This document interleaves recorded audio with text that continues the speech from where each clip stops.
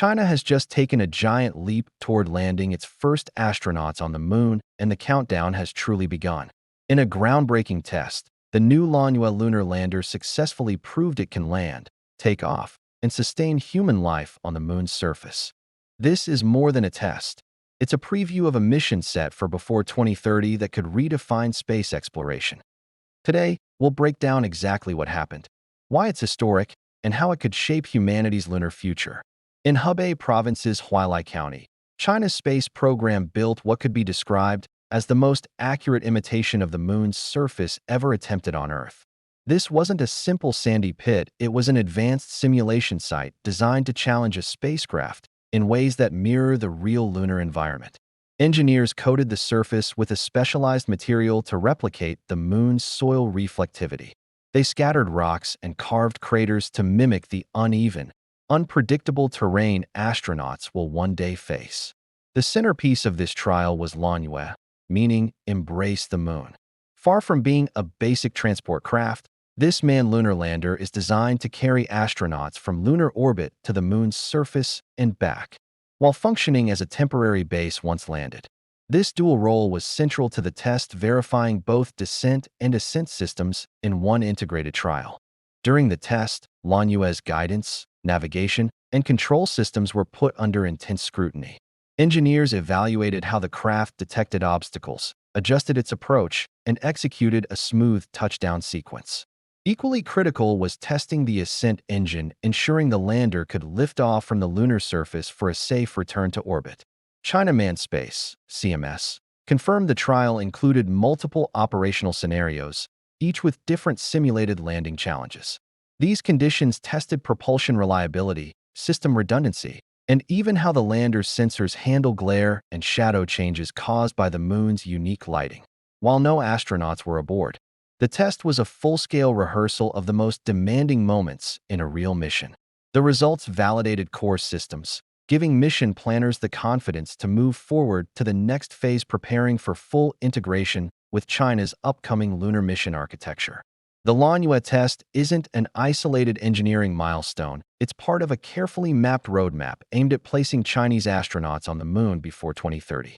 This plan goes beyond a symbolic flag-in-footprints moment. It's the foundation for establishing a sustainable human presence. According to CMS, Lanyue will be used in conjunction with the Mengzhou crewed spacecraft, which will ferry astronauts from Earth to lunar orbit. There, Lanyue will dock, transfer crew members, and transport them to the surface. Once landed, it will serve not only as a vehicle but as a living space, power supply, and data relay hub, effectively functioning as a mobile research station for the duration of the mission. The timeline is ambitious but structured. Following this successful trial, the next steps include orbital testing, integration with launch systems such as the Long March 10th heavy lift rocket, and astronaut training on lunar surface operations. China's plan aligns with its vision for the International Lunar Research Station, ILRS, a collaborative project with Russia aimed to be operational by 2035. The ILRS could include a nuclear power module to sustain long-term operations on the moon's surface, enabling continuous research and exploration.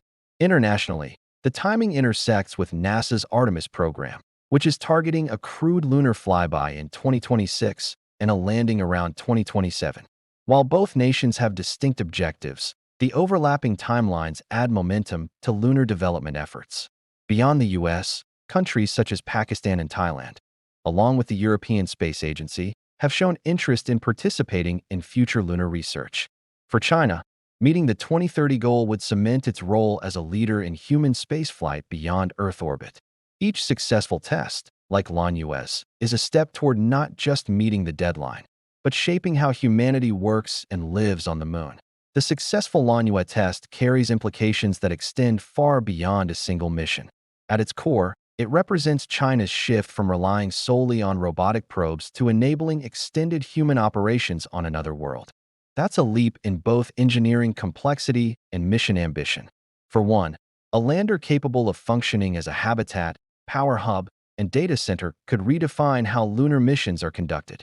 Instead of short visits limited by life support capacity, astronauts could remain longer, conduct more in-depth experiments, and explore farther from their landing site. This opens the door to new types of lunar science, such as drilling deep for geological samples, studying potential ice deposits, and testing construction methods for future bases. Strategically, the Lanyue platform fits into a broader deep space vision. China's ILRS project envisions a permanent moon base by 2035, potentially serving as a launch point for Mars-bound missions.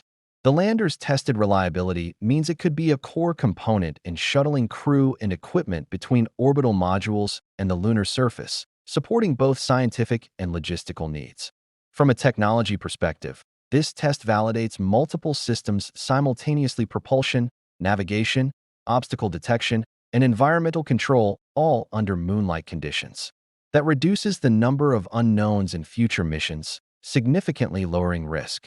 It also provides valuable data for optimizing future lander designs, possibly making them reusable for multiple lunar trips.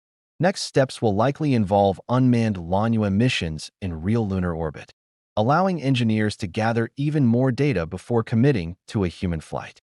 Concurrently, astronauts will train with simulators replicating Lanyue's cockpit, practicing everything from manual landing overrides to emergency ascent procedures.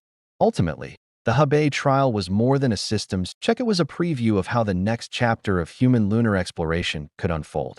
By proving its lunar lander can land and take off again under moon-like conditions, China has sprinted into the front of the space race. This isn't just a rehearsal, it's a statement. The leap from robotic missions to human footprints is happening, and fast. Keep an eye on the next few years because China could rewrite the chapters of lunar exploration. Thanks for tuning in. If this fascinated you, don't forget to hit like and subscribe for more cosmic updates. We'll see you on the moon. And don't forget to leave a comment below. Thank you for watching, and see you next time.